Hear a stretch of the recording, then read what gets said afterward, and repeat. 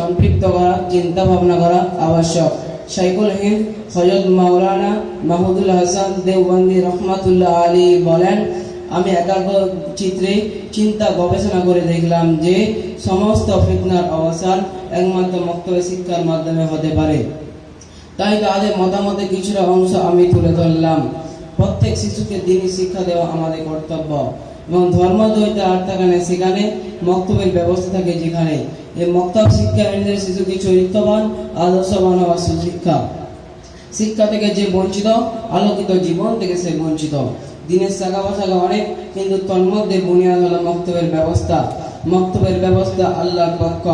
নবী সাল্লাল্লাহু আলাইহি সাল্লামকে যে ভালোবাসেন, মক্তবকে সে ভালোবাসেন।